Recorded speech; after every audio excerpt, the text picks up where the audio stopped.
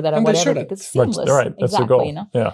But yeah, it was definitely, I mean, and you know, one of the things I want to point out in that is I like the partnerships with contractors, you know, and I learned so much from you guys, and I learned so much, you know, because you guys control schedules and all.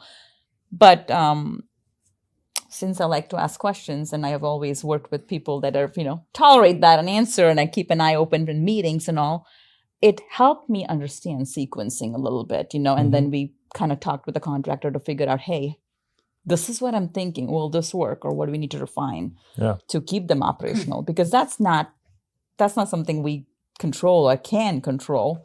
Right. But having that partnership with a good contractor helped out in that scenario. Yeah. Which is a, you know, very common problem for healthcare providers. I'm sure all businesses, right? You know, we're growing. We need to expand. We need to update.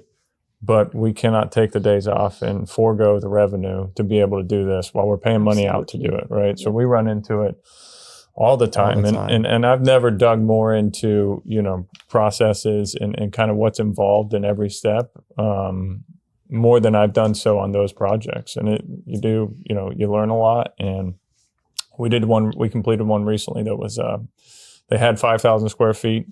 They were moving into 8,000 square feet. It's going to be a 13,000 square foot clinic when we're done.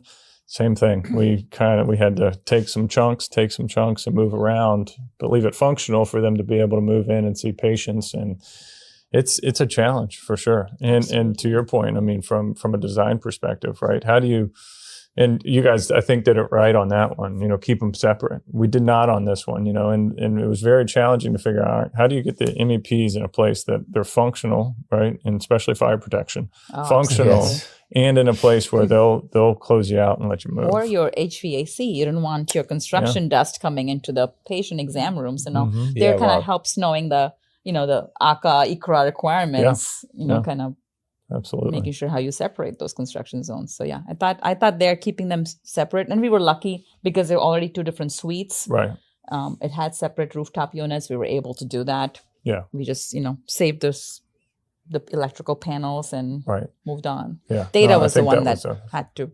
Yeah. We had to make sure the data closet wasn't the first one. That was your final data closet. Right. Because they need data on this one while you tear up that one, right? Yeah, the data is definitely one that has huge implications, but doesn't always get the attention that it requires. So yeah, definitely right on that.